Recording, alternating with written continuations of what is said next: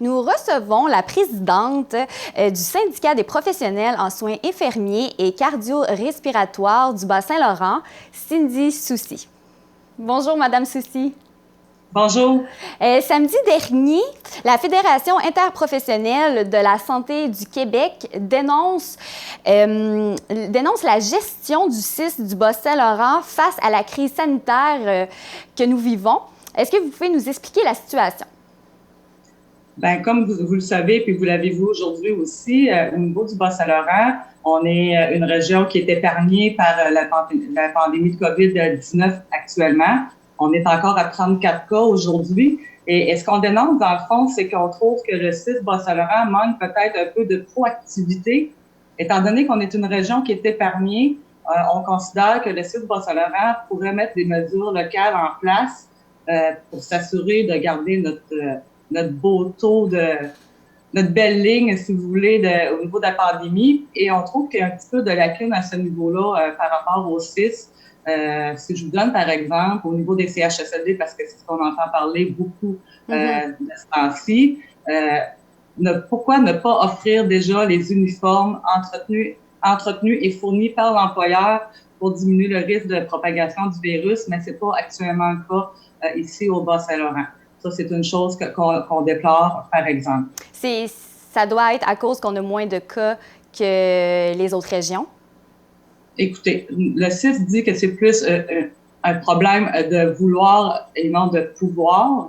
Non, excusez le contraire. C'est plus un problème de pouvoir que de vouloir. C'est plus au niveau des commandes que ça serait difficile. Okay. Mais de notre côté, on croit qu'il y a moyen d'avoir des uniformes. On a plusieurs entreprises au Bas-Saint-Laurent qui offrent leur aide présentement. Alors, on croit que oui, on pourrait faire appel à ces entreprises-là, entre autres, pour pouvoir avoir des uniformes pour les CHSLD. OK. Et en plus, des entreprises font des dons d'équipement et vous ne savez pas trop où vont ce matériel-là? Tout à fait. Aller jusqu'à la semaine passée, on ne savait pas qu'est-ce qui arrivait avec les dons d'équipement qui étaient faits par nos entreprises locales.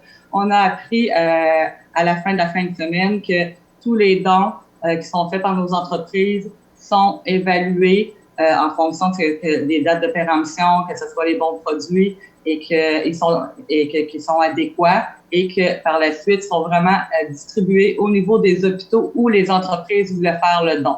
Si on a des entreprises, par exemple, dans la Matapédia qui voulaient faire un don pour l'hôpital d'Amqui, ce don-là va aller à l'hôpital d'Amqui. OK. Puis, pensez-vous que le système de santé de la vallée et de la Matapédia est prêt à cette heure-ci à un retour progressif? Un retour progressif à la normale? À la vie normale, oui.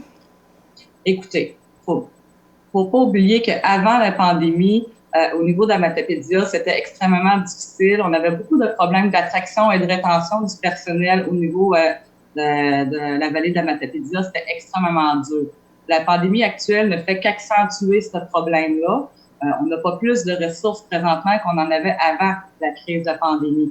Fait que le problème, il est comme plus grand, si vous voulez, mais c'est quand même stable présentement parce que les taux d'hospitalisation ont été diminués au minimum.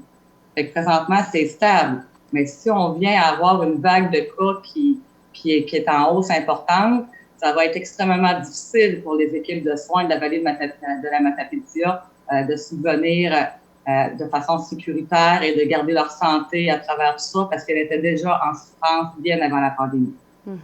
Parfait. Est-ce que vous avez quelque chose à ajouter? On attend encore là, des réponses auprès de l'employeur en ce qui concerne là, les ressources qui ont été demandées par le ministère en CHSLD. On est en questionnement auprès de l'employeur à ce niveau-là pour savoir quelles sont les ressources qui vont aller dans les CHSLD, à quel niveau et comment ils vont être déployés. On n'a pas encore de nouvelles à ce niveau-là. Présentement, il y a certains CHSLD qui ont vu des ressources qui leur ont été attribuées, mais c'est pas uniforme sur l'ensemble du territoire. Fait qu'on attend encore des nouvelles à ce niveau-là de la part de l'employeur. Parfait. Bien, merci beaucoup, Madame Soucy, et on espère que la situation va être bientôt réglée pour nos professionnels de la santé pour qu'ils soient sécurisés et protégés. On le souhaite tout autant que vous. Oui, merci. Au revoir. Au revoir.